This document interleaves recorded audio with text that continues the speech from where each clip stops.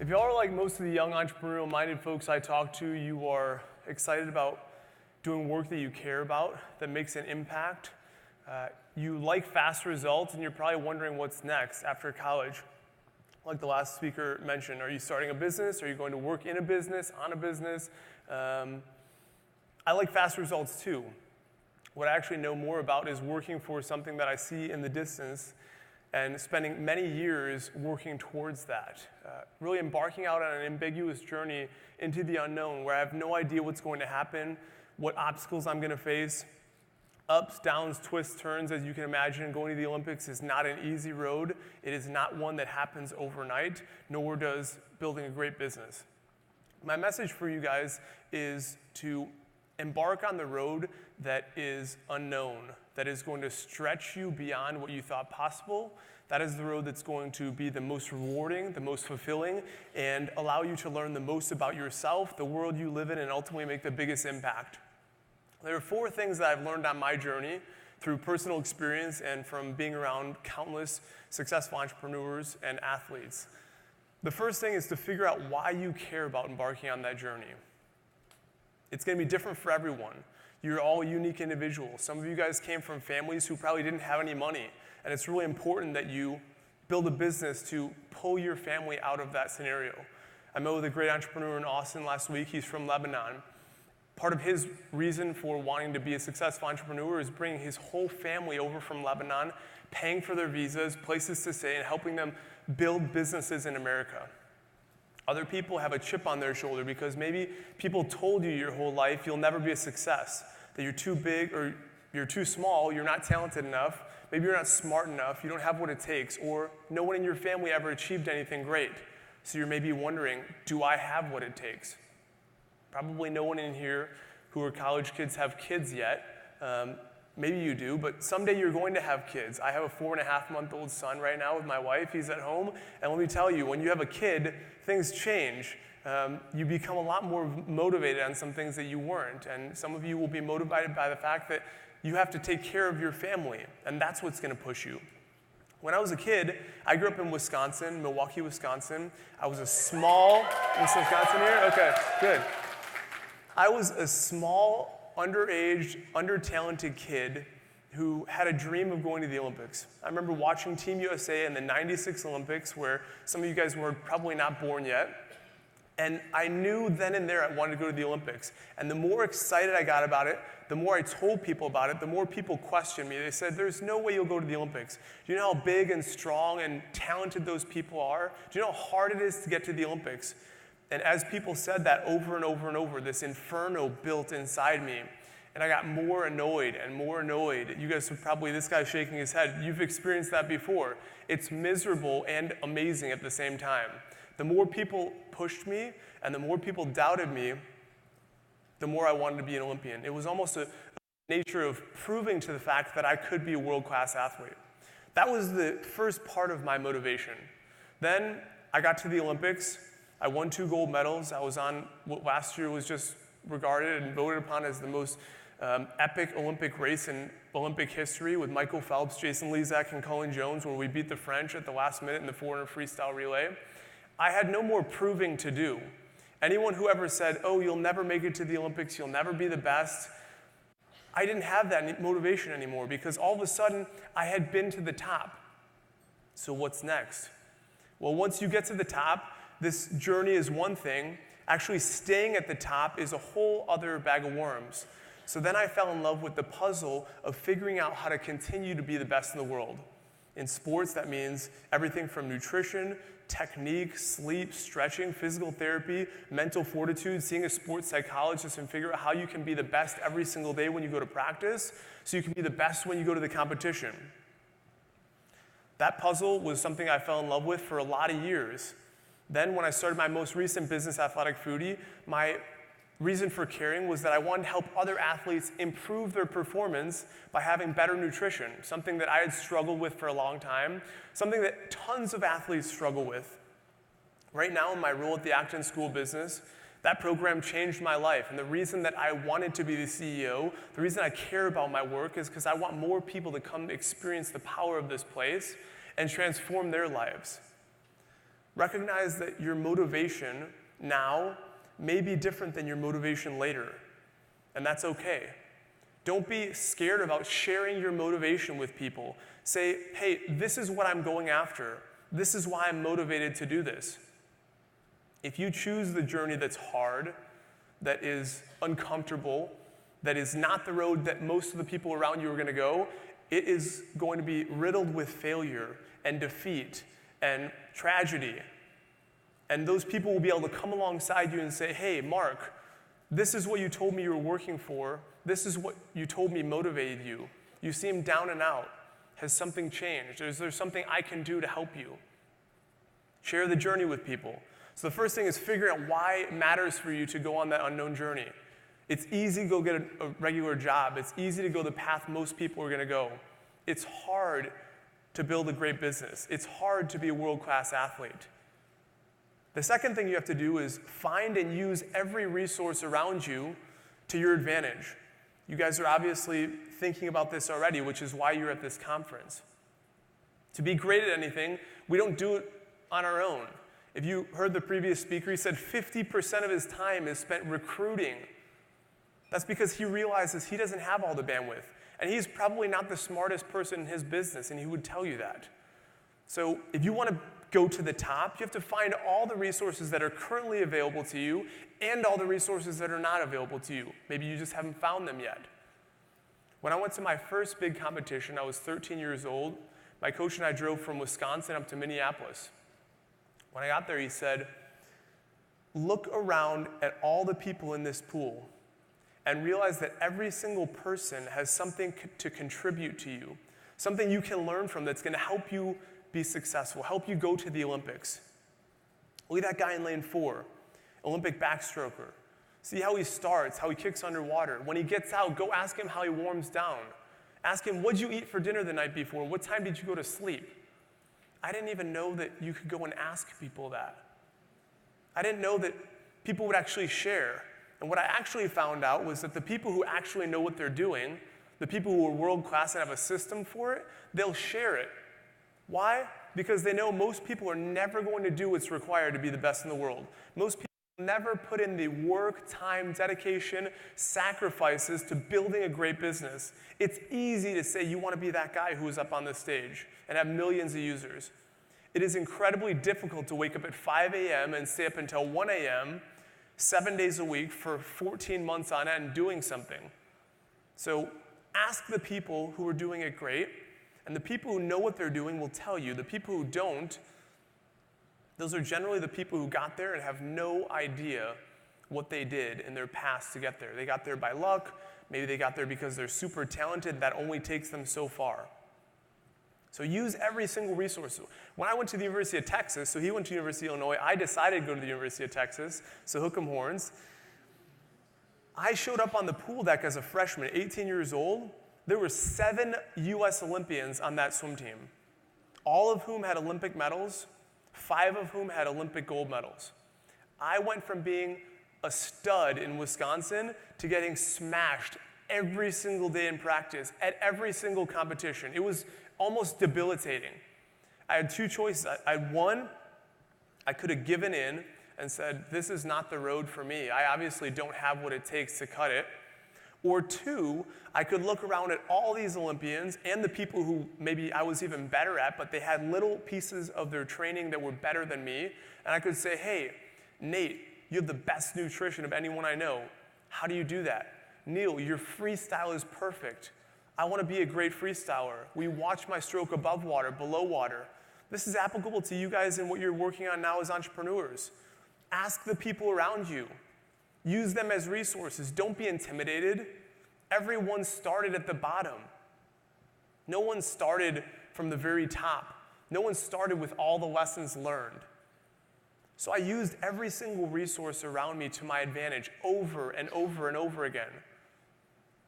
The reason I went to the Acton School business after I stopped competing competitively in 2013 is because all the faculty are entrepreneurs.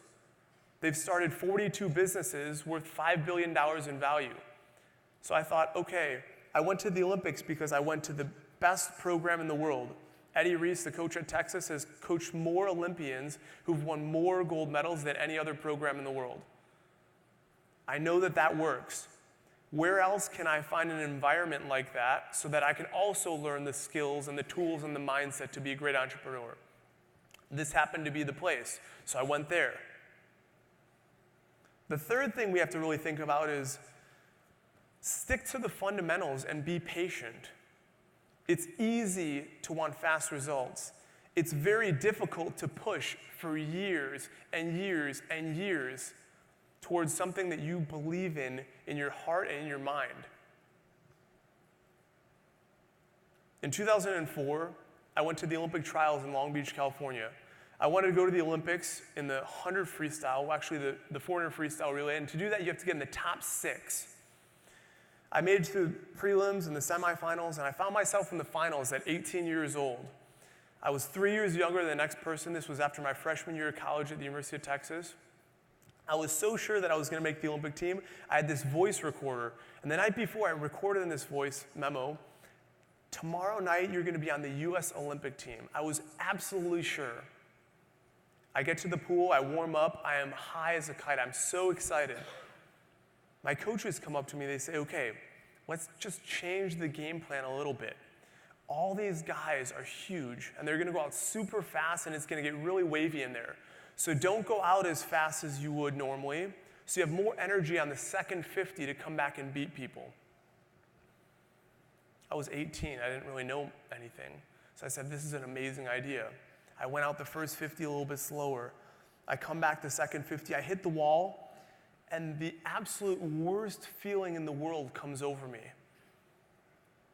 The worst feeling an entrepreneur or an athlete can feel, and that is that you had more gas left in the tank. That you hit the wall and you didn't give it everything you got. That you went to that meeting with that investor, and actually you should have been preparing a week earlier than you were, and you weren't prepared. Or you go to the exhibit to sell your first product and you left stuff on the table that you could have done, that you could have shored up those weaknesses and helped present yourself in a way that people wanted to buy your goods or service. I put my hands in my face and literally started bawling my eyes out. That was the one and only time I'd ever cried about a swimming race. I saw my name up there on the board and had a 7 next to it. I missed the Olympic team by 1 place. I thought my Olympic dream was completely over. My assistant coach, Chris Kubik, he came up to me and he said, I want you to look up at that board, look at your name and the 7, and think about how miserable you feel right now. I'm literally getting chills just thinking about this. And promise yourself you'll never allow yourself to feel this type of pain and disappointment again. So I looked up there on the board. I thought about how miserable I felt and how upset I was that all these people were going to go represent our country in Athens, Greece at the Olympics 6 weeks later. I said, all right, Chris, I promised myself I'm never going to let myself feel that type of pain and disappointment again. So I worked, and the next summer I made the World Championship team and won a gold medal. And that fall, I was getting a ride home from practice from a guy named Aaron Pearsall, who was on the Texas team, who's probably the greatest backstroker who's ever lived. Aaron was a world record holder when he was 16 years old. He went to 3 Olympics. He was a year older than me at Texas, and I said, Aaron, I don't get it. What am I doing wrong? I want to be at your level. I want to be an individual champion. I want to be one of the best in the world individually. What do I have to do? He said, man, stick to the fundamentals. Be patient. Realize that this doesn't happen overnight. Almost no one goes to the Olympics in one fell swoop. Aaron actually was one of those people, strangely enough. He went when he was 17 years old. But most people don't. I recently read a quote by Bill Gates, and he said that most people overestimate what they can accomplish in 1 year and underestimate what they can accomplish in 10 years. Think about that. You're about to finish college, some of you. What do you want to do the next 10 years? What contribution is that going to make to the people around you, to the society you live in? What big problem are you going to focus on? So I stuck to the fundamentals. I was a freak for my nutrition and my technique in the pool and in the weight room. Someone earlier, some really bright guy asked me today, he said, what separates the good athletes from the great athletes? And the second question he said is, how did you prepare yourself to be ready for that race? So my coach at Texas always said, 90% of the Olympic team is made up of people who hate to lose, 10% who love to win. The winning, it's really not as great as you think it is. No one works for the gold medal. No one works for the big payout. They're devoted to the problem that they're solving. They're excited about customers coming and telling them, hey, this changed my life. This improved something for me. Stick to doing something challenging. The second thing he asked me, which is, how do you prepare yourself to be in that race? This goes for athletics and it goes for entrepreneurship. A great coach one time told me, he said, what separates the good athletes from the great athletes is that every single race and every single entrepreneurial journey has a point where it gets incredibly hard. I'm not talking about just, oh, this is hard, I'm up late. I'm talking about you're about to lose it all. You've bet the entire farm in your business, and you could lose it all. That point in the race where your stomach is on fire, where your arms and your legs feel like you don't know what to do. The good swimmers and the good entrepreneurs, when they get to that point, they say, oh man, this hurts. They let off the gas a little bit, but they keep going. They keep pushing into it. The great athletes, the one you see on TV, the great entrepreneurs who you read about, they stomp down on the gas and they keep pushing through the pain and the misery because they believe in their mind, in their heart, what they're working for. And they 100% know they can get there. So I would visualize every single night. I would get in my bed and I would lay back and I would visualize that moment and what it was going to feel like at that point in the race where my stomach was on fire and my legs and my arms were on fire. And if you watch that relay from Beijing, at 75 meters to go, and this is the case for a lot of 100-meter races, there's this separation that happens. The people who are really great, they push it down, and they start slowly accelerating past everyone else. And the people who don't have it, the people who didn't mentally prepare, the people who didn't visualize what the success was going to be, they slowly give into the pain. It's too hard. I'm too tired. I can't do it. The competition is too fierce. You guys have the ability to push past it.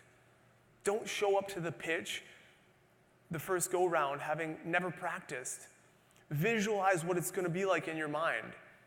I used to take a big tag board in my room and paint on it my goal with glow-in-the-dark paint.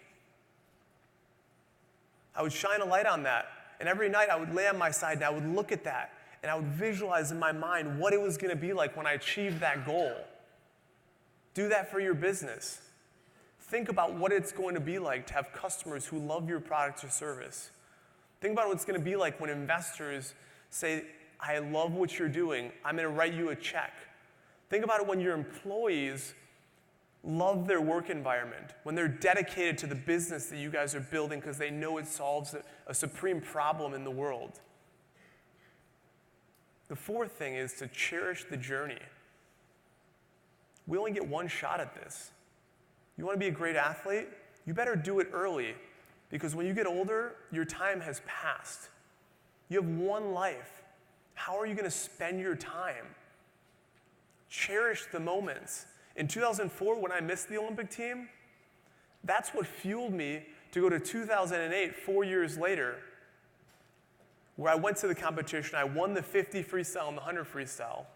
I broke the American record in both events and was the first American to go under 48 seconds in the 100-meter freestyle. I cherished that misery in 2004. And every moment when I didn't want to wake up for 5 a.m. practice, I thought back to it and how I was crying and my heart was broken. That's what pushed me to get up every single morning. Cherish the moments and let them fuel you forward. What's more, remember the people on that journey. Chris Kubik, when he told me, hey, don't let this be your last shot. Go for it again. The customers who are purchasing from you. I can't tell you how many times in my businesses, customers help fuel my journey. The first customers who loved what we were doing. They said, hey, no, go a little bit more. This is how you could tweak the product. This is how you could change something. They kept purchasing, kept fueling our business. Write them thank you letters. Call them on the phone and say, hey, no one gives me no BS feedback like you did. Thanks for doing it. When I got back from the Olympics in 2008, I wrote hundreds of handwritten letters, made hundreds of phone calls to people and said, what you contributed to my life helped me get to the Olympics. In fact, Aaron Pearsall, who I mentioned earlier, my ride home, I actually called him on the phone before this speech and said, Aaron, you remember that time you were giving me a ride home? You changed my life. I would not have been able to go to the Olympics if that car ride home hadn't have been there, because I didn't know if I could keep pushing. But I stuck to the fundamentals, and I was patient. And that's how I was able to go to 2008. And believe me, it's not all roses. I was at the top in 2008. And then I was shaky 2009 and 10. Then I was the top in the world in 2011. And then I missed the 2012 Olympics. So I tried 3 times to be the best in the world and make the Olympic team. I made it once. For the folks in here who are older than the college kids, you guys probably can attest, that's probably a pretty good ratio of how life works. Maybe a third of the things we do, if we're lucky, we'll be really successful at. Then I got back up. I picked myself up in 2012. I said, no way, I'm going to the Olympics. So I organized for myself to represent sponsors at the Olympic Games in 2012. I saw the other side of the Olympics, and I forced myself to go into the Olympic Village that I had missed out on, and I saw the teammates that I'd been on the national team with for 7 years before.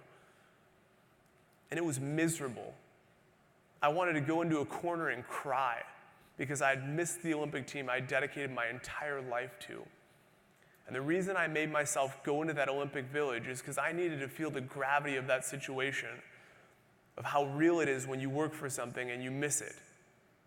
Don't shy away from allowing yourself to feel experiences that are painful. Those are the ones that will push you beyond what you ever thought possible. You guys are at an amazing time. You're young, you're bright, you're taking advantage of the resources around you in this very room. You obviously want to accomplish something great. Go out on the unknown journey. You're going to have tons of friends that go on the safe route, that get safe jobs with great benefits. There's nothing wrong with that. But my hunch is that the people in here are here for a purpose, because you don't like the status quo, that you want something more out of life. So choose the path that's more uncertain, that's hard, that's going to be painful. Do the 4 things. Figure out why you care. Remember why you care. Share it with people and recognize that that motivation may change over time. Use every single resource around you. Stick to the fundamentals and be patient. And cherish the journey, particularly the people on that journey. If you do those 4 things, you're likely to be successful. I can't promise it because you never know.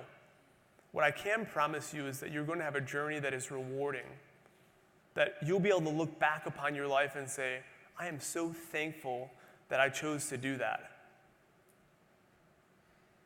Thank you.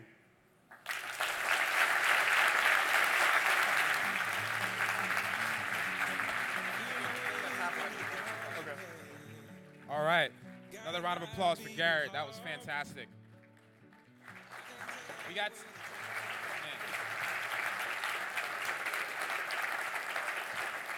got time for 1 or 2 super quick questions. Yes. You swam with Michael Phelps, probably the greatest Olympic athlete of all time. Can you just elaborate on like his mindset and I guess his preparation and stuff, how that motivated you? So he asked, I swam with Michael Phelps at the greatest Olympic time in history, the greatest Olympian ever. What is his mindset like? Michael Phelps, from the time he was about 9 or 10 years old, never missed a single day of practice. He trained on Christmas, he trained on New Year's, he trained on Thanksgiving. He prepared more than anyone you could imagine. And that preparation allowed him to go to the starting block knowing that there wasn't a single person out there who could contest him.